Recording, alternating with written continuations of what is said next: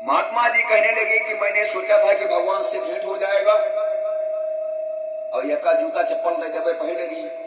भगवान राम कहने लगे बाबा एक जोड़ ये का जो लेकर आए है जूता चप्पल तो एक जोड़ हमें दे दो।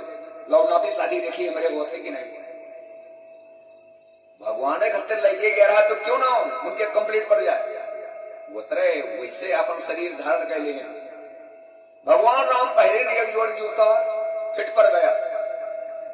लक्ष्मण कहने लगे बाबा तो सरका वाला हमें डारो देखिए मुंह नाप शादी प्रेम के मारे डार दिया। लक्ष्मण जी पहन लिया।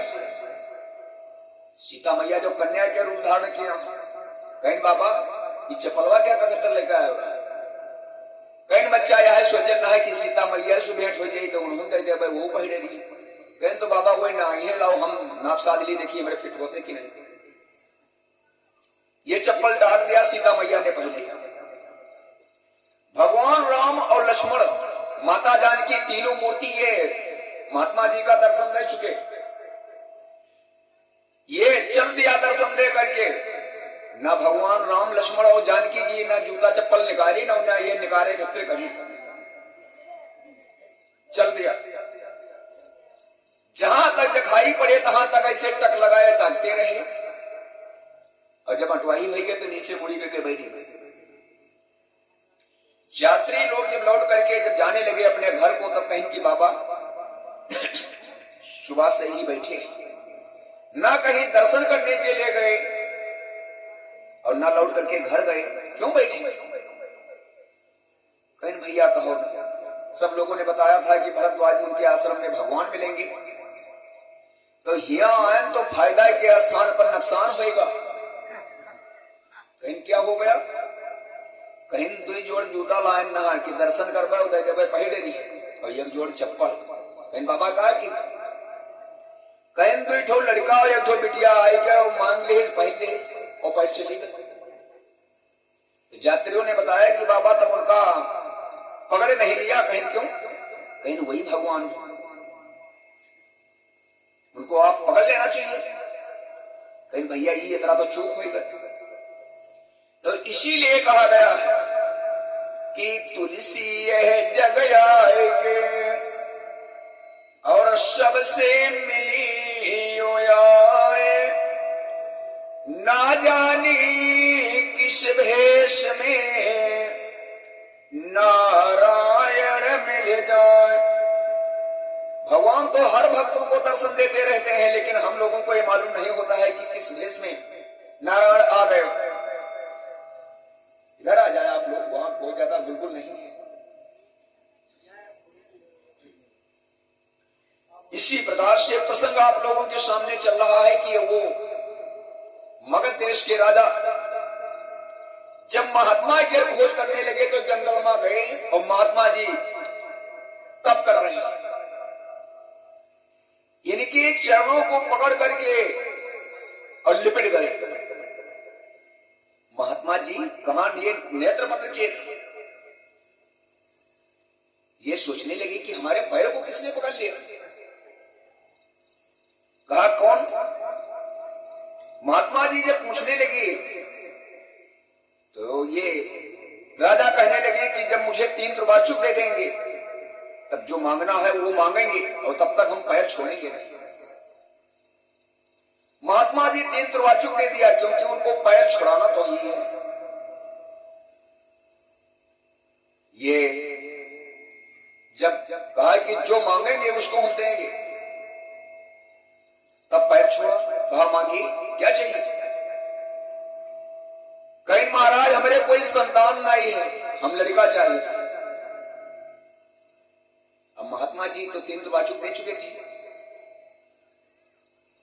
ये उसी समय एक फल को निकाल करके राजा को दे दिया। कहा इसी फल को लेकर जाकर अपने रानी को दे देना। राजा के लिए 2 स्त्रियां थी। जब पहले विवाह किया उसके संतान नहीं हुआ तो दूसरा किया उसके भी नहीं हुआ।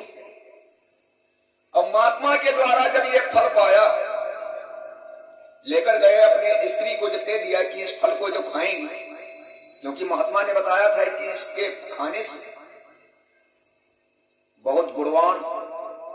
बहुत सुंदर, भगवान चाहेंगे तो बड़ा उत्तम पुत्र आपके रानी के प्राप्ति होगा। तो इधर तो राजा लेकर गए, अपने स्त्री को दिया, और महात्मा जी सोचने लगे कि मैंने पुत्रवान होने का तो आशीर्वाद दे दिया, लेकिन अब चली ब्रह्मा से पूछी कि डायरी पर हुए लिखी नहीं कि वैसे ही पड़ा है। कोई कार्य जब होता है तो बिना लिखे पढ़े नहीं होता। महात्मा जी जाए करके ब्रह्मलोक को पहुंच गए, ब्रह्मा जी के पास में, क्योंकि भगवान के भक्त तो हैं ये महात्मा। ब्रह्मा जी पूछने लगे, अरे भक्त, यहां हमारे ब्रह्मलोक में कैसे सत्यलोक में पहुंच गए? कहा, भगवान, मैंने एक राजा को पुत्रवान होने का आशीर्वाद दे दिया, फल भी दे दिए लड़का होने के लिए। तो तनी अपन दरिया निगारो मान देखो कि उनके लड़का हुए लिखा है कि नहीं। ब्रह्मा जी तुरंत अपन मिशन उठा करके देखने लगे, और जैसे देखा तो उसमें लिखा नहीं था कि इनके पुत्र होगा। ब्रह्मा जी अपने सिर पर हाथ लगाया, अरे राम राम, आपने महात्मा जी ये क्या कर डाला? उनके तो पुत्र होने के लिए लिखा ही नहीं, और पुत्रवान होने का आशीर्वाद दे दिया। महात्मा जी कहने लगे, कहीं लिखा हुआ है चाहे ना लिखा हुआ, लिखे हुए या ना लिखे हुए, अब जो हम कह दी रहे वो इधर वो है, और अगर नहीं लिखे हैं तो यही लाइए अपने डायरी पर चढ़ाओ पुत्रवान, नहीं आज से हम आपके पूजा पाठ कर छोड़ दिया। अब ब्रह्मा जी चकित हो गए, क्योंकि राम से बढ़कर राम का दासा। कहा, भगवान मैं यहां से जाऊंगा नहीं जब तक अपने डायरी पर न चढ़ेगा। ब्रह्मा जी ने सोचा कि ये भक्त ये हमारे ऊपर निर्भर है, अब तो चढ़ाना पड़ेगा। ये मिसिल उठा करके और तुरंत ब्रह्मा जी ने लिख दिया पुत्रवान हो। और इधर देखिए, जब वो लिख गया तो महात्मा जी चले आए। जब एक दूसरे के पास में जब कोई गर्ज लगता है, अगर आप चाहें कि हम मुख्यमंत्री से या प्रधानमंत्री से भेंट कर लें तो डायरेक्ट नहीं हो पाएगा, माध्यम बनाना पड़ेगा, किसी के माध्यम से वहां तक पहुंच पाएंगे। अगर भगवान के पास में पहुंचना है, उनसे मिलना है, तो पहले भगवान के दास से मिलिए, भगवान के भक्त से मिलिए, तभी दर्शन होगा। बिना माध्यम से दर्शन नहीं हो पाएगा। इधर राजा जब अपने रानी को जब दे दिया और नयिका स्त्री पाइन जब कोई फल का, तो पुरनका से कहने लगी, दीदी ये स्वामी जी जो फल दे गए हैं, आधा आप ले लो आधा हम ले लो। तो पुरनका स्त्री कहने लगी कि नहीं स्वामी जी तू ही कहन देंगे। नयिका कहने लगी कि नहीं हम सखी खाबे न करबो। जैसे राजा के हम स्त्री हुई, ऐसे राजा के आपो तो है, जितना अधिकार हमारा है उतना अधिकार आपो क्या रखा। हम भाई लगे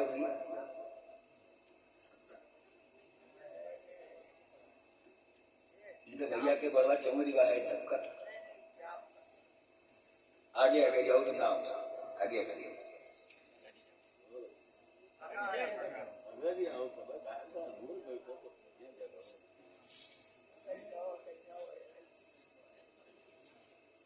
ये दोनों स्त्रियां आपस में कहने लगी कि अधिकार दोनों लोगों का बराबर है। और उनका स्त्री कहें तो हम ना लिया, तो नयिका कहें तो हम न खा। आजकल होता तो जैसे ये माताएं आपस में बातचीत कर रहे हैं कि ये नंबर उन्हें पहले लागत नए वाले का, पहले ऐसी बात नहीं थी। ये लोग आपस में डिसाइड कर लिए थे।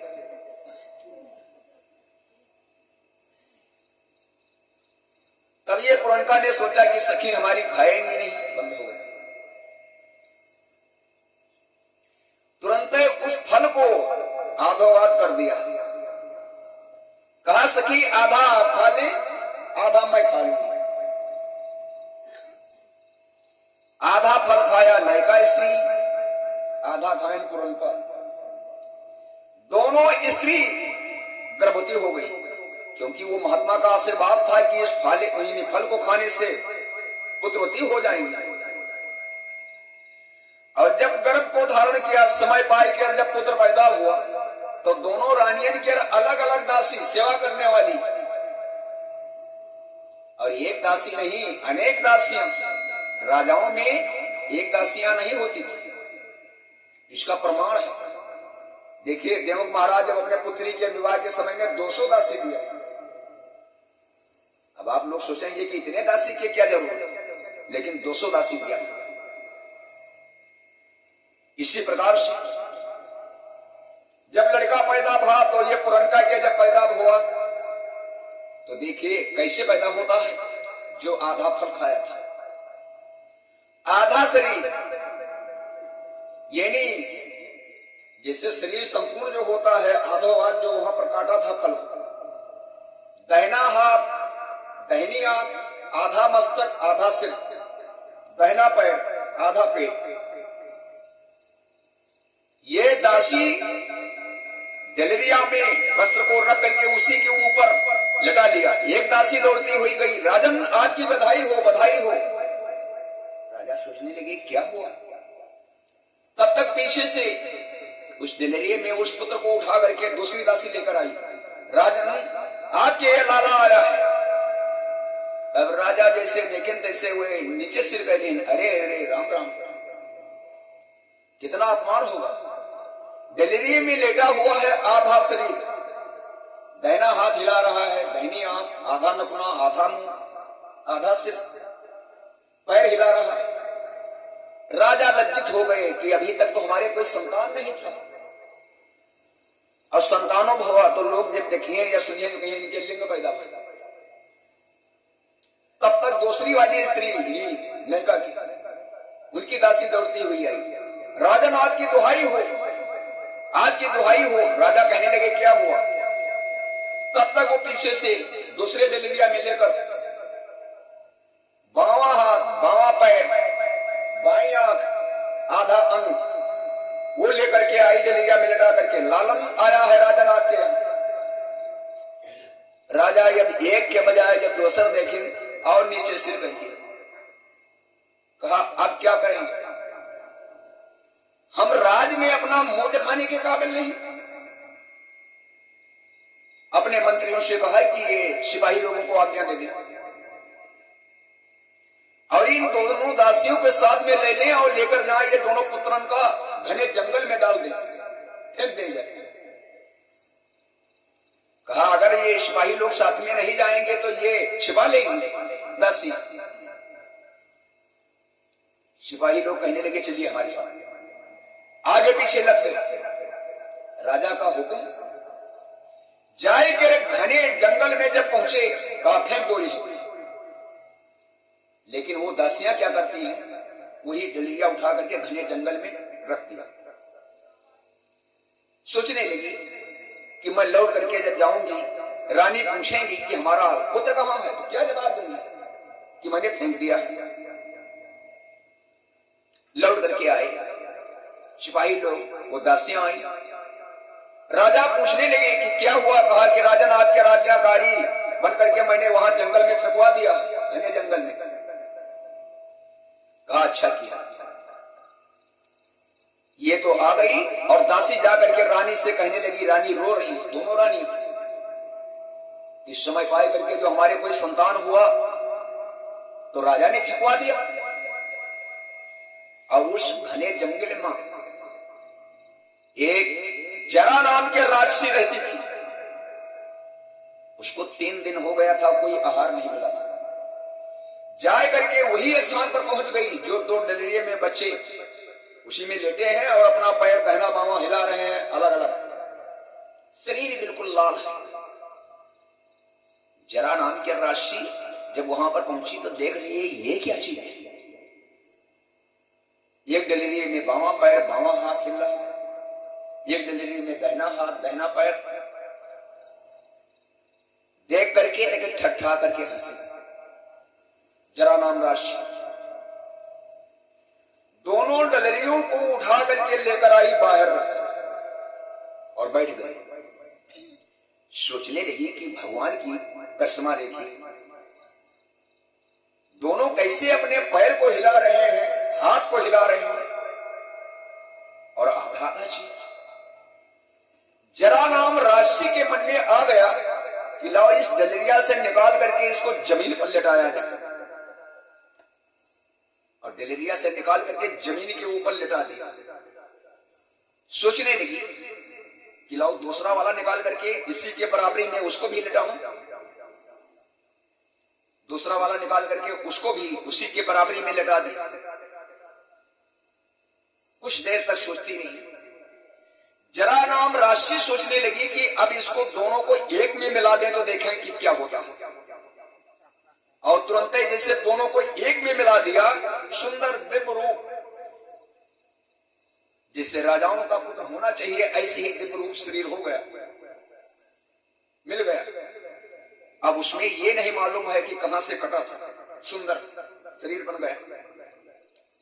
जरा नाम के राशि एक डलेरिया उठाई कर फेंक दिया उसी जंगल में, और एक डलेरिया में वस्त्र को रख करके और उस लाला को लिटा लिया, अपने सिर पर रख लिया। आई राजा के पास में, कहने लगी राजन आपकी बधाई हो, आपकी बधाई। राजा पूछने लगे क्या? कहा राजन, मैंने ये जंगल में एक लाला पाया है, और वो लाला ये जान पड़ता है कि कोई राजसी राजाओं का पुत्र है, तो मैं आपके क्षेत्र में आपके राज में रहती हूं, इसलिए मैं आपको देने के लिए आई। ये आपके राज दरबार में रहने के योग्य। जब उस पुत्र को जब दिखाया तो राजा उस पुत्र को देख करके प्रसन्न हो गए, मग्न हो गए, ले लिया। मंत्रियों से बताया कि हमारे गुरु महाराज को बुलाइए और इसका नाम रखें। और गुरु महाराज जब आकर के जब नाम रखने लगे तो राजा ने बताया कि इसका जो नामकरण करेंगे तो जरा नाम के जो राशि है इन्हीं के नाम से ये लड़का का नाम रखना होगा आपको। तो गुरु महाराज ने ये पुत्र का जब नाम रखा तो जरा नाम के वो राशि थी, और जंगल के संध में वो बालक फेंका गया था। दोनों मिलाकर के जरासंध, इन्हीं जरासंध का जन्म इस प्रकार से हुआ। भगवान कृष्ण बलराम जी से कहते हैं कि वैसे ही नहीं मरेगा ये। जब इसके साथ में लड़ाई करने लगे, कहा इसकी करिश्मा मैं जानता हूं, इसको जब तक आधो हाथ जब चीरेंगे नहीं तब तक इसका मरण नहीं होगा। ये कथा आप लोगों के सामने दर्शाया गया। ये कथा इस श्रीमद् भागवत में नहीं है। जिन विद्वानों के मन में संदेह हो या जिन भक्तों के मन में, वो जाकर के ब्रह्म पुराण में देखा, वहां से लिया गया। राजा परीक्षित महाराज सुखदेव स्वामी से पूछने लगे, अब चालू करें सुदामा चरित्र। क्यों? नहीं, मेरे महात्मा जी अगरबत्ती लगाइए, तो अगरबत्ती या धूपबत्ती कुछ भी लगा दो।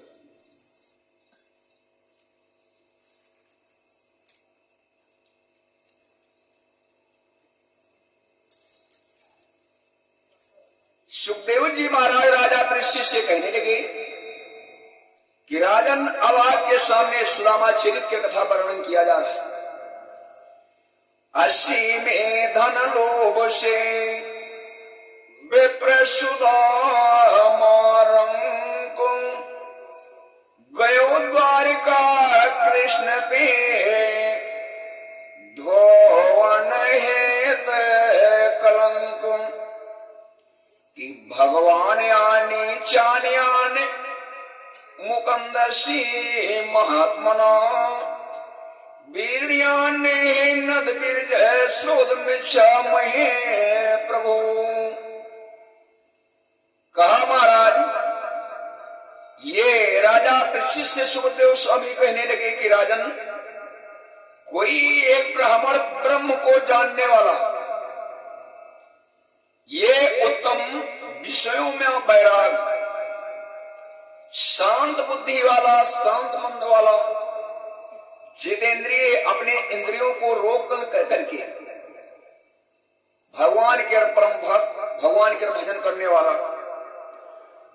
ये सुदामा जी इनका नाम है। इस ब्राह्मण का सोच जागत खात पियत बोलत बतवात उठत बैठत आठों पहर भगवान के भजन भाव करते हैं और अपने गृह आश्रम में रहते हुए, और इसी प्रकार से इनके स्त्री का नाम है सुशीला, लेकिन लोग दुलार के मारे कुशैला कुशैला कहा। सुदामा जी के पिता का नाम है सुदर्शन पांडे। अब आप लोग सोचेंगे कि इसमें श्रीमद् भागवत में नहीं, ये सुदर्शन पांडे इसमें नहीं पाएंगे, ये पद्म पुराण से लिया गया। ये सुशीला स्त्री सुदामा जी के द्वारा जो कुछ प्राप्ति हो जाता है, उसी के द्वारा ये सुशीला स्त्री बना करके और सुदामा जी के सामने परोस देती है, और इनके द्वारा जो कुछ बचता है उसी को अपना ग्रहण करते हैं, उसी से अपना जीवन निर्वाह करते हैं। महाराज सुदामा जी के शरीर में जो हड्डियां हैं ये दिखाई दे रही है। पैर में बेवाएं फटे हैं जिसमें ये कांटे गड़े हैं। कांटे तो इस प्रकार से ये गड़े हुए हैं जैसे जाल, और ऐसे भैया सुशीला स्त्री का लोग इनका दुलार के मारे कुचैला कुचैला कहते हैं। ये क्षुधा के मारे पीड़ित होकर के समस्त अंगों के लिए हड्डियां दिखाई दे रही है। जब ये बहुत दुखी हुई सुशीला, एक दिन कांपती हुई और सुदामा जी के सामने गई और कहा, स्वामी इतना हमारे और आपको दुख मिल गया, इतना दुख पाते हुए, और मैंने ये सुना है कि आज के परम भक्त, परम मित्र, परम परमेश्वर आनंद कंद भगवान मथुरा वृंदावन बिहारी लाल द्वारिकाधीश द्वारिकापुरी में भगवान कृष्ण निवास करते हैं, तो आज क्यों नहीं चले जाते हैं अपने मित्र के यहाँ? अपने दुख के कारण बताइए, और बताना क्या चीज है वो आपको देखेंगे, तत्काल वो जान जाएंगे और ये दुख का दूर कर देंगे। जब इस प्रकार से जब सुशीला स्त्री कहने लगी, और जादवन के भैया जो गोत्र होता है, आजकल विद्वान जब पूछे जाते हैं कि जादव जी बताइए गोत्र क्या है, कहते हैं नहीं जानते। आप ही जानते हैं? नहीं मालूम होगा। जातुओं का गोत्र भोज, वृणी, अंधक, ये 3 गोत्र। भोजवंशी, आप लोग भोजवंशियों में भोजवंशी गोत्र है। ये वृणी, अंधक, ये जादुओं के गोत्र है, 3 गोत्र से। विचार किया जाए कि उनके ईश्वर भगवान श्री कृष्णचंद्र ये द्वारकापुरी में विराजमान करते हैं। सुशीला स्त्री कहने लगी।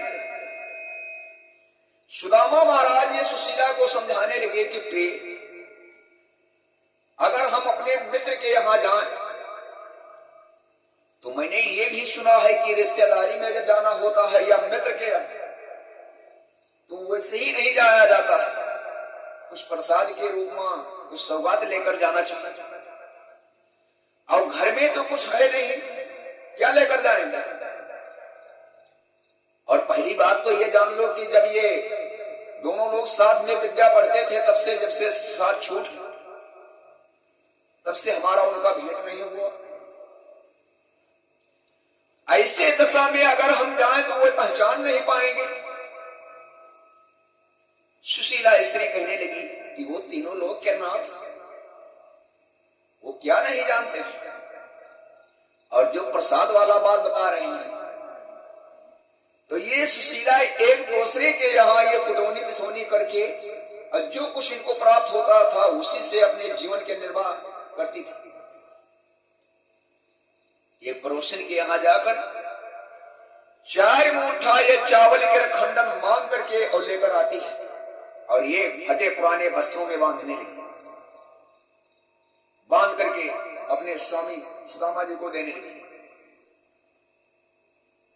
कहा, नाथ ये प्रसाद के रूप में इसी को ले जाइए और अपने मित्र को दे देना। सुदामा जी सोचने लगे कि इतने बड़े दरबार में ये 4 मुठा चावल का खंडन मैं कैसे दूंगा। लेकिन पूर्व प्रसंग में बता चुके हैं कि 3 हट बहुत अच्छा नहीं होता है। बाल हट, राज हट, स्त्री हट, हट लगा दिया। नहीं स्वामी जाइएगा। अब स्त्री के कहना तो मानना ही पड़ेगा।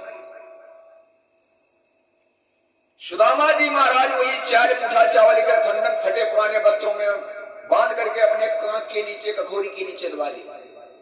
चल दी। चलने के समय में भगवान का भजन कीर्तन करते जा रहे हैं, इसलिए 2-4 बार भगवान का नाम आप लोग भी ले लो, क्योंकि द्वारकापुरी को चलना है। सीताराम वंदना, राधे श्याम वंदना,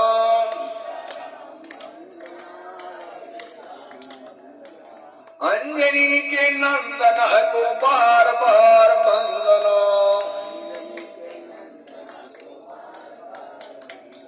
सीताराम वंदना, राधे श्याम वंदना,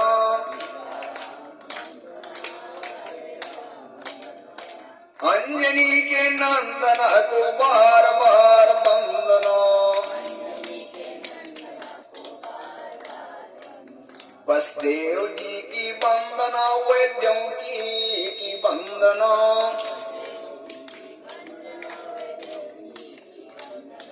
देवकी के नंदन को बार बार वंदना, सीताराम वंदना, राधे श्याम वंदना,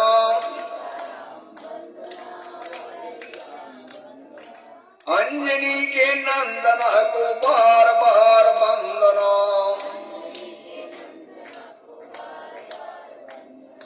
दशरथ की वंदना, कौशल्या की वंदना, कौशल्या के नंदन को बार बार वंदना, सीताराम वंदना, राधे श्याम वंदना, अंजनी के नंदन को बार बार वंदना। प्रेम से बोलो आनंद कंद भगवान की। अब आप लोगों ने देवकी और बसदेव जी की वंदना किया है, उनके नंदना को, और वहीं पर सुदामा जी जा रहे हैं। देवकी के नंदना के पास में, कन्हैया जी के पास में सुदामा जी जा रहे हैं। चलते चलते जाए करके जब द्वारिकापुरी में जब पहुंचे, और द्वारिका भैया 3 है, द्वारिका मूल और द्वारिका भेंट और द्वारिकापुरी, जो समुद्र के बीच में भगवान ने जादू जोगी के रक्षा करने के लिए जो 12 योजन में 48 कोष में बनवाया है। इस द्वारिकापुरी की कारीगरी कुछ अलग है। जैसे मैं दानों ये सभा बनाता था, जैसे ये अयोध्यापुरी ये वशिष्ठ की बनवाई, लंकापुरी शंकर भगवान की कारीगरी देखिए, सब नगरों से उत्तम। पुष्पेश चंपा नगरी सुलंका, लंका के समान में कोई दूसरा नगर नहीं। तो इस प्रकार से देखिए कि इस द्वारिकापुरी में जब दुश्मन को देखता है तो समुद्र में डूब जाता है, और जिससे दुश्मन